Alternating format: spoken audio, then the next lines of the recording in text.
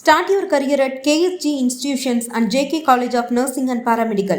15 UG programs, 6 PG programs, 7 research programs, nursing, catering, BSc 4-year nursing course, Bachelor of Physiotherapy 4.5 years course, no donation, no capitation. Join KSG Institutions, Singanallur, Coimbatore. இன்னைக்கு ஆர்த்தி அவர்கள் வந்து maintenance அங்கே file பண்ணி மாதம் 40 லட்சம் ரூபாய் வேணும்னு கேட்டிருக்காங்க இல்லையா? இப்போ எல்லாருமே பார்க்கும்போது 40 லட்சம் ரூபாயா அப்படிங்கிற ஒரு ஃபேக்டர் இருக்குது. இது எப்படி டிசைட் பண்ணப்படும் அப்படின்னா 2 பேரோட பேங்க் ஸ்டேட்மெண்ட் முக்கியம். ப்ளஸ் 2 பேருக்கான அசட்ஸ் அண்ட் லைபிலிட்டிஸ் என்னென்ன இருக்குன்றதை வச்சு தான் டிசைட் ஆக போகுது. இன்னொன்று ஆர்த்தி அவர்கள் வந்துட்டு இப்போ அவங்களுக்கும் அவங்க பிள்ளைகளுக்குமாக சேர்ந்து தான் கேட்கப்பட்ட ஒரு விஷயமா இந்த இடத்துல இருக்க போகுது. இது அவர் சைட்லேருந்து அவருக்கு என்ன மாதிரி மந்த்லி இன்கம் இருக்குது, அவருக்கு என்ன மாதிரி இன்கம் சோர்ஸ் இருக்குது அப்படிங்கிறத வச்சு தான் இந்த 40 லட்சம் இங்கே டிசைட் ஆக போகுது. அவர் அந்த வெறுங்காலோட போனேன்னு ஒரு ஸ்டேட்மெண்ட் கொடுத்துருந்தார் இல்லையா? அதுக்கு இவங்க என்ன சொல்லியிருக்காங்கன்னா, இது பிளான்டான விஷயம், உண்மையெல்லாம் தெரிஞ்சு எங்கே அவர் குட்டு வாங்கிடுவாரோன்னு பயந்து இந்த விஷயங்கள் எல்லாமே தெரிஞ்சு அவர் பிளான் பண்ணி தான் அவருடைய எல்லா விலை உயர்ந்த பொருட்கள் எடுத்துக்கிட்டு ரேஞ்ச் ரோவர் காரில் 5 கோடி ரூபா மதிப்பு தக்க அந்த ரேஞ்ச் ரோவர் காரில் தான் அவர் அங்கிருந்து போனாருன்னு ஒரு விஷயமும், இவர் வெறுங்காலோட வந்த நைட் சூட்டோட வந்த என்கிட்ட ரூபாய் இல்லாமல் வந்தன்றது இவரோட பாயிண்ட். இவங்க வந்துட்டு இல்லை ரேஞ்ச் ரோவர் காராக இருக்கட்டும் பொருட்களை எடுத்துகிட்டு வந்தேன்னு சொல்கிறது இவங்களோட பாயிண்ட். ஸோ அதுக்கு அவங்க என்ன மாதிரி எவிடன்சஸ் கொடுக்க போகிறாங்க? ஒரு ஆர்த்தி தரப்பில் ஏதாவது சிசிடிவி ஃபைல் பண்ணால் எவிடன்ஸாக கொடுத்தா, இல்லை அவர் போனாருன்றதுக்கு பாருங்கள் வீட்டுக்கு வெளியே சிசிடிவி இருக்குங்க அப்படிங்கிற மாதிரி ஒரு விஷயம் இருந்தால், தன்னுடைய கணவருக்காக ஒரு மனைவியாக அவங்க தீய பழக்கத்துல எல்லாம் ஈடுபட்டு இருந்தாங்க, அது எல்லாத்தையும் வெளியே கொண்டு வந்தேன். ப்ளஸ் வந்துட்டு நான் அப்ராடில் மாஸ்டர்ஸ் படித்த பொண்ணு அந்த இடத்துல. ஓகே, அப்படி இருக்கும்போது எனக்காக நான் எதுவுமே பண்ணிக்காமல் காதல், கணவன், குடும்பம் அப்படின்னு நான் வாழ்ந்தேன். ஒரு வேளை எனக்காக அங்கே நான் ஏதாவது பண்ணியிருந்தேன் அப்படின்னா இந்நேரத்துக்கு நான் வந்துட்டு இது இப்போ இருக்கிறத விட 2 மடங்கு, அதாவது ஃபினான்ஷியலாகவும் சரி ஆஸ் அ பர்சனாகவும் மதிப்பும் மரியாதையோடு நான் இருந்திருப்பேன் அப்படிங்கிற மாதிரி சொல்லியிருக்காங்க. நான் ஆஃபீஸ் போயிட்டு எடுத்துகிட்டு வரலான்னு போனேன், பட் அந்த ஆஃபீஸுக்குள்ளே நான் அனுமதிக்காமல் நான் துரத்தி அடிக்கப்பட்டேன்னு சொல்லியிருக்காங்க. அந்த ஆஃபீஸ் அவங்க பேர்லேயும் இருக்குது, 2 பேருக்கும் ஒரு பொதுவான ஒரு இடம் தான் அது, ஆஸ் பர் லீகல் இதுன்னும் அந்த இடத்துல சொல்லப்படுது.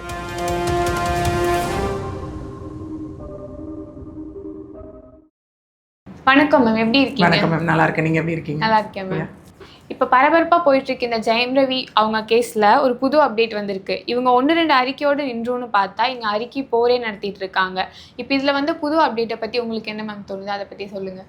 அப்டேட்னா நீங்கள் இப்போ ஐ திங்க் லாஸ்ட்டாக இவங்க ஆர்த்தி அவர்கள் கொடுத்த ஒரு விஷயத்த கேட்குறீங்க இல்லையா? அதுக்கு முன்னாடி நம்ம வந்து டிவோர்ஸை பற்றியாக இருக்கட்டும், ஆர்த்தி அவர்களுடைய அம்மா சுஜாதா விஜயகுமார் அவர்கள் தரப்புலேருந்து வந்ததாக இருக்கட்டும், அப்புறம் கெனிஷா தரப்புலேருந்து சில ஸ்டேட்மெண்ட்ஸ் வந்தது காமனாக வந்ததாக இருக்கட்டும், இப்போது ஆர்த்தி அவர்கள் கொடுத்த பதிலாக இருக்கட்டும், அந்த இடத்துல எல்லாமே எப்படி இருக்குன்னு பார்த்தீங்கன்னா, இப்போது ஆர்த்தி கொடுத்த பதிலே நம்ம அந்த இடத்துல எடுத்துக்கிட்டோம்னா எல்லாமே ஜெயம் ரவி அவர்கள் வச்ச ஒரு அக்வசேஷன்ஸ்க்கு ஒரு பதிலாக தான் இந்த இடத்துல பார்க்கப்படுது ஆக்சுவலி. ஓகேங்களா?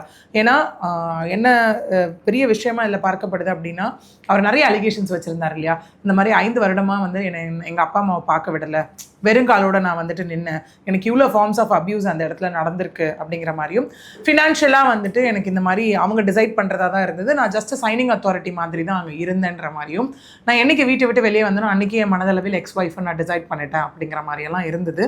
அதுக்கு ரிப்ளை ஆக தான் நீங்கள் குழந்தைங்களை பார்க்க விடலைன்ற மாதிரி, அவங்களுக்கு ஆக்சிடென்ட் ஆனதை எனக்கு தெரியப்படுத்தலைன்ற மாதிரி எல்லாமே இருந்தது.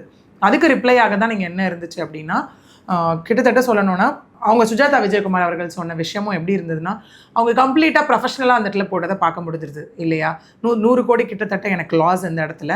அதுக்கு 25% வந்து சம்பளமாக ரவிமோகன் வந்து இந்த இடத்துல வாங்கியிருந்தார். ஓகே, கூடவே வந்துட்டு நான் ஒரு ஃபினான்ஷியலோட ஐ மீன் ஒரு ப்ரொடியூசரோட கஷ்டம் வந்து எல்லாருக்குமே தெரியும். ஃபினான்ஷியல்ஸ் முன்னாடியாக இருக்கட்டும், இல்லை கேமரா கிட்டேயா இருக்கட்டும், அந்த கை கூப்பி நிற்கிற விஷயமா இருக்கட்டும், இன்னொன்று யாருமே நினைக்கிற மாதிரிலாம் அவர் அந்தளவுக்கு லைக் ஃபினான்ஷியலாகவும் வந்துட்டு எக்கனாமிக்கல் இது அப்யூஸ் அந்த மாதிரிலாம் எதுவுமே அங்கே நடக்கலைன்ற மாதிரியும், இன்னொன்று எல்லாத்துக்குமே எங்கிட்ட டாக்குமெண்ட்ஸ் இருக்குன்ற ஒரு விஷயம், ப்ளஸ் ₹1 நான் யாருக்காவது கடன் கொடுக்கணும் அப்படின்னு சொல்லட்டும் யாராவது வந்து அப்படிங்கிற மாதிரி தாண்டி ஒரு தாயாக வந்துட்டு நினைக்கிறேன் மருமகனோட வந்துட்டு என் பொண்ணு சேர்ந்து வாழணும் அப்படிங்கிற ஒரு விஷயம்.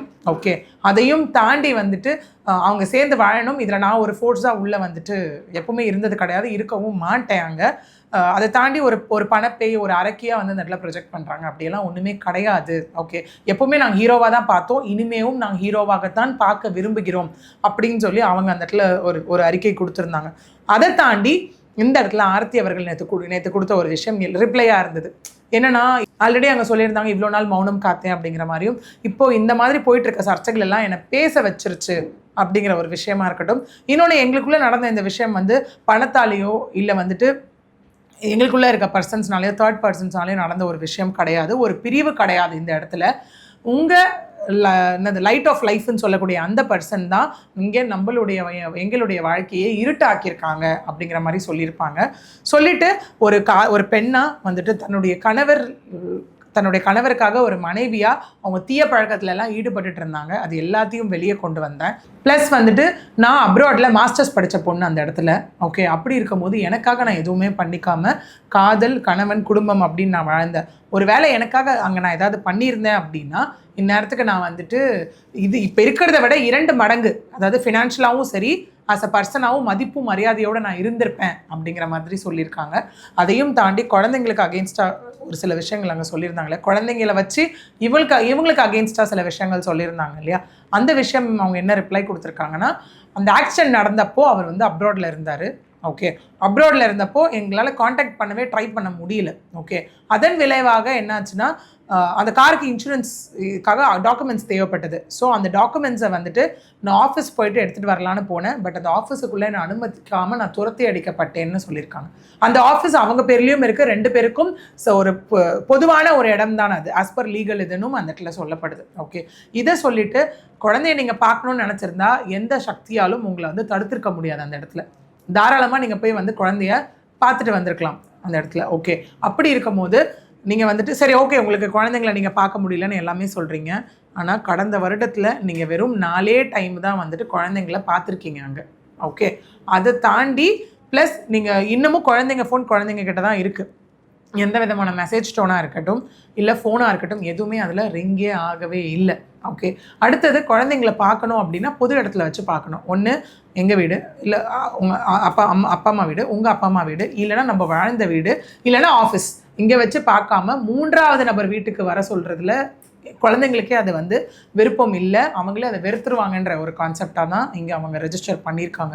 அதையும் தாண்டி அவர் அந்த வெறுங்காலோட போனேன்னு ஒரு ஸ்டேட்மெண்ட் கொடுத்துருந்தார் இல்லையா, அதுக்கு இவங்க என்ன சொல்லியிருக்காங்கன்னா, இது பிளான்டான விஷயம், உண்மையெல்லாம் தெரிஞ்சு எங்கே அவர் குட்டு வாங்கிடுவாரோன்னு பயந்து இந்த விஷயங்கள் எல்லாமே தெரிஞ்சு அவர் பிளான் பண்ணி தான் அவருடைய எல்லா விலை உயர்ந்த பொருட்கள் எடுத்துக்கிட்டு ரேஞ்ச் ரோவர் காரில் 5 கோடி ரூபா மதிப்பு தக்க அந்த ரேஞ்ச் ரோவர் காரில் தான் அவர் அங்கேருந்து போனாருன்னு ஒரு விஷயமும்.